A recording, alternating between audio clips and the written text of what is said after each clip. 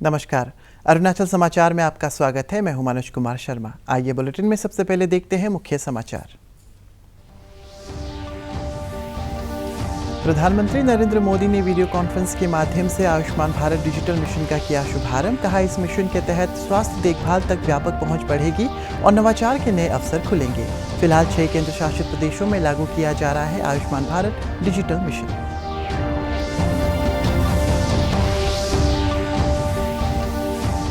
विश्व पर्यटन दिवस के तहत अरुणाचल के लोअर दिबांग वैली जिले और ईटानगर राजधानी क्षेत्र में किया गया विभिन्न कार्यक्रमों का आयोजन।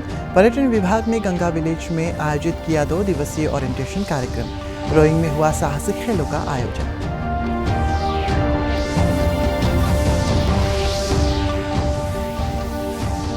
अरुणाचल प्रदेश के विभिन्न हिस्सों में सफलतापूर्वक लागू किया जा रहा है भारत सरकार का जल जीवन मिशन। अपने घर तक पहुंच रहे पेयजल से काफी खुश हैं नामसाई जिले के मिलांगपुंग विलेज के लोग। भारत सरकार और अरुणाचल प्रदेश सरकार के प्रति जताया आभार।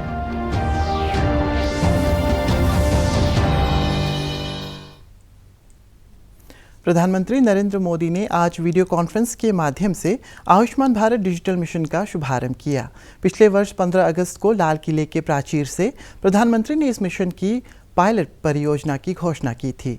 अभी आयुष्मान भारत डिजिटल मिशन 6 केंद्र शासित प्रदेशों में लागू किया जा रहा है। यह है अंडमान और निकोबार, चंडीगढ़, दादरा और नगर हवेली तथा दमन और दीव, लद्दाख, लक्षद्वीप और पुदुचेरी। श्री मोदी ने कहा है कि आज का दिन भारत के स्वास्थ्य क्षेत्र के लिए महत्वपूर्ण दिन है। उन्होंने कहा है कि इस मिशन के तहत स्वास्थ्य देखभाल तक व्यापक पहुंच बढ़ेगी और नवाचार के नए अवसर खुलेंगे। इस मिशन का राष्ट्रव्यापी शुभारंभ ऐसे समय हो रहा है जब राष्ट्रीय स्वास्थ्य प्राधिकरण आयुष्मान भारत प्रधानमंत्री जन आरोग्य योजना की 3री वर्षगांठ मना रहा है। इस मिशन के तहत प्रत्येक नागरिक को स्वास्थ्य आईडी उपलब्ध कराया जाएगा, जिस पर संबंधित व्यक्ति का स्वास्थ्य रिकॉर्ड अपलोड होगा। आज़ादी का अमृत महोत्सव में भागीदारी के तहत तवांग जिले का 3 दिवसीय आधिकारिक दौरा कर रहे अरुणाचल प्रदेश के राज्यपाल डॉक्टर बी डी मिश्रा ने रविवार को तवांग के सेला पास में चल रहे 2 किलोमीटर लंबे सुरंग निर्माण का निरीक्षण किया। उन्होंने इस रणनीतिक सुरंग के काम को अंजाम दे रहे सीमा सड़क संगठन की उत्कृष्टता और परियोजना कार्यान्वयन क्षमता की सराहना की। राज्यपाल ने कहा है कि जब सुरंग पूरी हो जाएगी तो भारतीय सेना को चीनी कब्जे वाली तिब्बती सीमा तक तेज और परेशानी मुक्त पहुंच मिलेगी, क्योंकि इससे वर्तमान दूरी में काफ़ी कमी आएगी। इससे भी महत्वपूर्ण बात यह है कि राज्य के लोगों को पूरे वर्ष बिना किसी रुकावट के अरुणाचल प्रदेश के पश्चिमी क्षेत्र में हर मौसम में चलने वाली सड़क तक पहुंच प्राप्त होगी। राज्यपाल ने कहा है कि ये चिकित्सा आपात मामलों की स्थिति में एक वरदान होगा और लोगों के लिए सबसे प्रिय उपहार होगा, जो आज़ादी का अमृत महोत्सव समारोह के दौरान सरकार और साकार हो रही है। इस बीच तवांग के विधायक शेरिंग ताशी ने आज राज्यपाल से बुमला कॉटेज में मुलाकात की और आत्मनिर्भर भारत, पर्यटन सहित विकास से जुड़े अन्य मुद्दों पर चर्चा की। आज विश्व पर्यटन दिवस है। इसी के तहत राज्य के लोअर दिबांग वैली जिले की रोइंग में विश्व पर्यटन दिवस समारोह का आयोजन किया गया। इस अवसर पर पर्यटन विभाग में निशी हिल्स ट्रैकिंग कंपनी और A1 ट्रैवल मैनेजमेंट कंपनी के सहयोग से एवरेस्ट तिनेमीना के आवास पर साहसिक बाधा खेल गतिविधियों जैसे साइकिलिंग प्रतियोगिता, zip line, cat walk, Burma bridge आदि का आयोजन किया गया। साइकिलिंग प्रतियोगिता को रोइंग के जिला परिषद सदस्य कोमजी लिंगी, कोरोनू के जिला परिषद सदस्य मोंटी लिंगी, जिला पर्यटन अधिकारी और अन्य विभागाध्यक्ष की उपस्थिति में जिले के SP जेम्स के लगो द्वारा हरी झंडी दिखाकर रवाना किया गया। कार्यक्रम को संबोधित करते हुए जिला उपायुक्त KN दामो ने कहा है कि पर्यटन का क्षेत्र काफी संभावना से भरा हुआ है। वास्ट सब्जेक्ट है और वास्ट इसमें स्कोप है। टूरिज्म सिर्फ मयोरिया आदमी लेके जाना, it is not tourism. Tourism में हॉस्पिटैलिटी सबसे पहले तो आपका छोटा छोटा टी स्टॉप, वो भी टूरिज्म है। टूरिज्म साइट में, मार्केट में कहीं। We are observing these days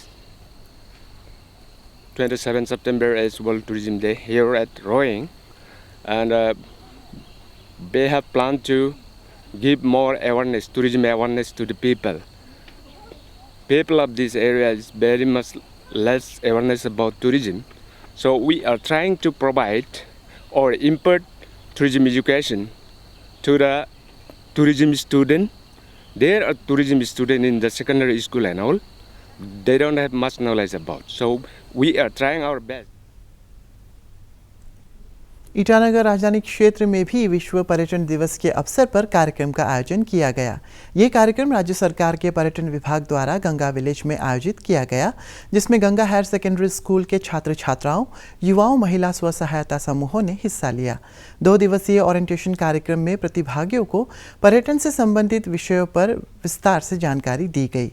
पर्यटन विभाग की डिप्यूटी डायरेक्टर बेंगिया माना सोनम ने कहा है कि पर्यटन दिवस पर इस बार की थीम है टूरिज्म फॉर इंक्लूसिव ग्रोथ के आधार पर इस कार्यक्रम का आयोजन किया गया, जिसका उद्देश्य कोरोना महामारी के कारण पर्यटन क्षेत्र में हुए नुकसान की भरपाई की दिशा में कदम बढ़ाना है।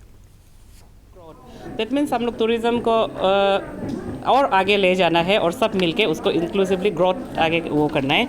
तो उसमें हम लोग सिंस ये पेंडेमिक का वजह से हम लोग बहुत चीज़ मिस किया लास्ट 2 इयर्स में, इसलिए हम लोग इसको एक्चुअली आज का दिन सिर्फ है वर्ल्ड टूरिज़्म डे, बट हम लोग इसको ओवर 4 डेज हम लोग इसको खींच के ले जा रहे हैं, सो डेट कुछ हम लोग जो छूट गया सब चीज़ को वापस वो करेगा। तो today we involve the students of government higher secondary school Ganga, क्योंकि स्टूडेंट का ऑल आर फ्रॉम क्लास 12, तो उन लोग नेक्स्ट उन लोग का करियर अगर टूरिज़्म इंटरेस्ट है तो उसको जानने ज़रूरी है बोल के उन लोग को इन्वॉल्व किया, टूरिज़्म का बारे में बताया, हॉस्पिटलिटी सेक्टर क्या होता है और गवर्नमेंट का क्या क्या स्कीम है, जो CMPSY चीफ मिनिस्टर पर्यटन शिक्षा योजना, उसमें फिर 2 पार्ट्स है। वन इज़ फॉर IHMs जो 3 इयर्स का कोर्स है, then another is 1.5 year course, वो FCI फूड कोर्ट इंस्टीट्यूट में होता है। भारत सरकार का महत्वाकांक्षी जल जीवन मिशन अरुणाचल प्रदेश के विभिन्न हिस्सों में सफलतापूर्वक लागू किया जा रहा है। नामसिंग जिले के मिलांगकुंग विलेज में लोग जल जीवन मिशन के तहत उनके घर तक पहुंचाए जा रहे पेयजल से काफ़ी खुश हैं। इस गांव के लोग जल जीवन मिशन परियोजना के लिए भारत सरकार और अरुणाचल प्रदेश सरकार के प्रति आभार व्यक्त कर रहे हैं। उनका कहना है कि पहले इस गांव के लोगों को गंभीर जल संकट का सामना करना पड़ रहा था, लेकिन अब जलापूर्ति सुलभ होने के कारण उन्हें अपना भविष्य संतोषजनक नजर आ रहा है। नहीं था, सुविधा नहीं था, अच्छा पानी नहीं था, ऐसे कुआं और ट्यूबवेल से जैसे तैसे कभी कभी ठंडा दिन में नहीं मिलता था पानी भी, बहुत दूर दूर से कुआं भी 3-4 घर मिल के कुआं एक था, ऐसे पानी पी रहा था। माननीय ये नरेंद्र मोदी जी इसका नेतृत्व में हम लोग का यहाँ में जल जीवन मिशन जो पानी टैंकी दिया है वो बहुत अच्छा किया है। बस्ती में तो अभी भी बहुत दूर दूर से पानी भूख के पी रहा था, कोई कोई तो ट्यूबवेल भी अच्छा से नहीं चलता है। हम लोग का भी ऐसा है, कभी कभी ट्यूबवेल का तो अच्छा से नहीं चलता है, बैठाने नहीं सकता है, जगह ढूंढने पड़ता है। वही तो सप्लाई का मिलने से तो बहुत अच्छा ही है, इसका तो बहुत आराम होगा। इसमें तो गवर्नमेंट जो दिया है बहुत अच्छा लगा है। प्रधानमंत्री नरेंद्र मोदी ने रविवार शाम नए संसद भवन के निर्माण स्थल का दौरा किया ताकि निर्माण कार्य की प्रगति का प्रत्यक्ष जायजा लिया जा सके। श्री मोदी ने निर्माण स्थल पर करीब 1 घंटा बिताया और इस कार्य में लगे लोगों से बातचीत की। नए संसद भवन का निर्माण कार्य अगले वर्ष की पहली छमाही में पूरा होने की संभावना है।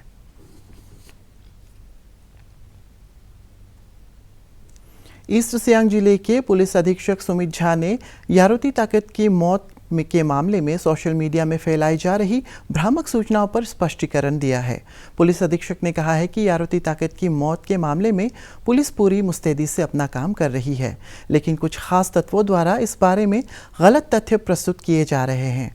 उन्होंने कहा है कि मृतक के शव की बरामदगी, पुलिस की जांच धीमी होने और किसी की गिरफ्तारी नहीं होने संबंधित बातें निराधार है और ईस्ट सियांग पुलिस इस मामले में जांच में जुटी है। उन्होंने कहा है कि यारोती ताकत की मौत के मामले में पुलिस अप्राकृतिक मौत का केस दर्ज कर मामले की तहकीकात कर रही है। That the boy had murdered the lady and thrown her dead body on the road on 16th night is false. Number 2, there was allegation that on 18th September a complaint was given to Pasighat PS, and no progress was made in this case till 22nd September. This is false. On 18th September itself, because the nature of complaint was suspicious, in the sense that the complainant himself was not sure about what had happened with the lady. So on the basis of that, an unnatural death case under section 174 CRPC, Pasighat PS UD case number 16/21 was registered on 18th September itself, and the investigation in that case started. Human rights law network की अरुणाचल प्रदेश इकाई द्वारा रविवार को ईटानगर में उत्तर पूर्व भारत में जलवायु न्याय पर 1 दिवसीय कानूनी जागरूकता कार्यक्रम का आयोजन किया गया, जिसमें कई वकीलों, पर्यावरण प्रेमियों और समाज सेवियों ने हिस्सा लिया। कार्यक्रम में जल संरक्षण, हिमालयी पारिस्थितिक पर जल विद्युत परियोजनाओं के प्रभाव, जैव विविधता का संरक्षण, भूमि अधिग्रहण और मुआवजा एवं पुनर्वास और ठोस अपशिष्ट प्रबंधन जैसे विभिन्न विषयों पर चर्चा की गई। Because when development comes in, when the corporates infiltrate into our land, in our resources, the transferring of ownership is going away. They will come and talk to some of the, chief. We call it in our Naga society, you have the chief, and then you have the village council chairman. Okay, so that there, they will come and speak to them without knowing the consequences, without prior information, without conducting a proper environmental study, survey or impact assessment. They come and they talk to them by saying that you will be having roads, you will be having development, this will come, that will come. And so slowly this is being going away. Judiciary being the third organ of the state, it has the status, it has the power derived from the constitution itself. And when the state authorities themselves are not respecting the law and the words of the court, then some problem is there, not in the law itself, but in the mindset of the executives, in the mindset of the implementing or law enforcing agencies and the people as well. Because people who know the issues, people who are conscious of the rights, people who know the entitlements under the legal system, what we can do, what we cannot do, they are, they have remained silent spectators to this kind of issues. So there comes the importance of organizations like the HRLN, where the youth, the educated youth, the lawyers can be motivated and activated to put into action. Bharat का शानदार स्वाधीनता संघर्ष आधुनिक विश्व के महानतम संघर्षों में से एक है। दूरदर्शन समाचार द्वारा प्रसारित किए जा रहे आज़ादी का सफ़र में आज हम बात करेंगे स्वतंत्रता सेनानी राजा राम मोहन रॉय के बारे में।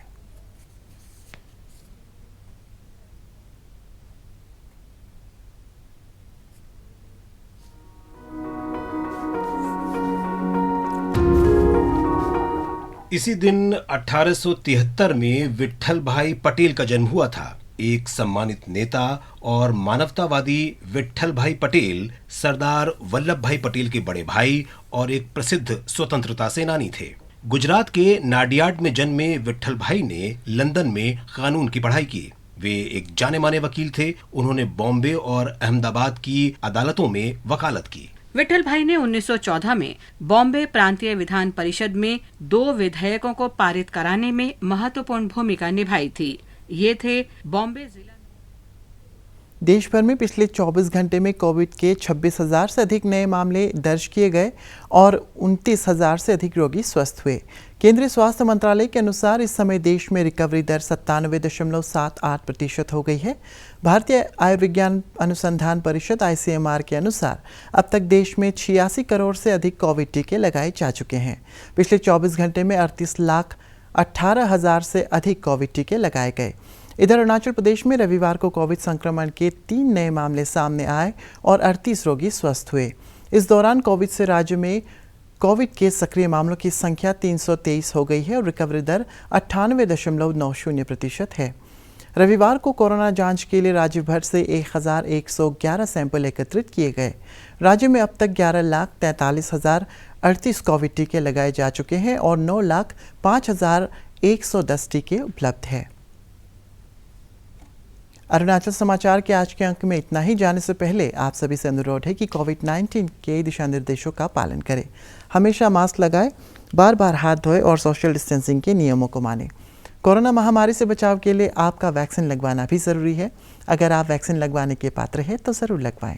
हम कल फिर हाजिर होंगे अरुणाचल और देश और दुनिया की खबरों के साथ। चलते चलते आपको बता दें कि आप अरुणाचल समाचार हमारे YouTube channel DD news Arunachal पर भी देख सकते हैं। देखते रहिए अरुण प्रभा। नमस्कार।